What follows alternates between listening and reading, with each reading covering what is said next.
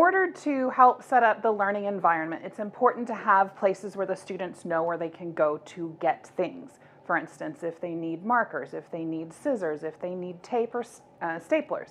So I have a student station set up in my classroom, and on the very first day I point that student station out and I tell them this is where you go to get all of your supplies. And I also point out that my desk has my things on it, and then that's a place where they shouldn't go, just to establish an expectation, because if it's 7:30 at night and you happen to still be at your desk and you're grading and you reach for your stapler and you can't find your stapler, it's going to make you feel a little bit fat inside. So if you establish on the first day those expectations of my desk, my things, your station, your things, it makes them feel included and special, and it also helps them to understand that they need to respect your things.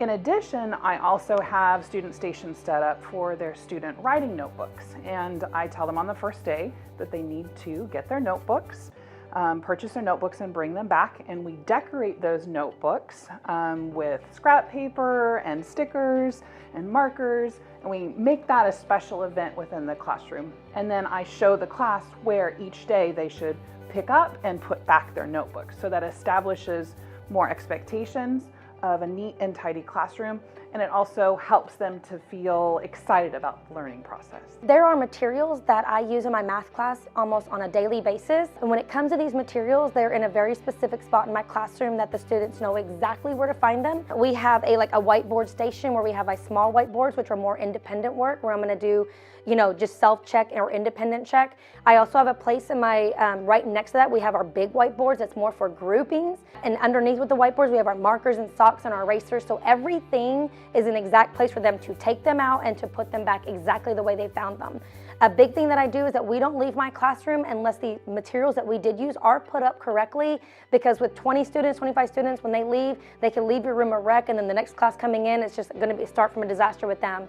With iPads, you want to make sure that your iPads they're every class period, there's a different name for that student.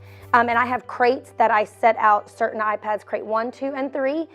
So when I dismiss groups by group numbers, they go back to the iPad crate, they grab their iPads and take it back. So it's very organized. It's good for transition. There's not a lot of commotion in the room, which then can cause kids talking and obviously getting out of hand.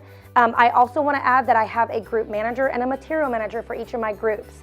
My group manager is the one that controls noise level. When you're working in a group, they know level 0, level 1. Obviously, independence is going to be your level 0. But my material managers are the ones that get the warm-ups and to get our activities kind of together.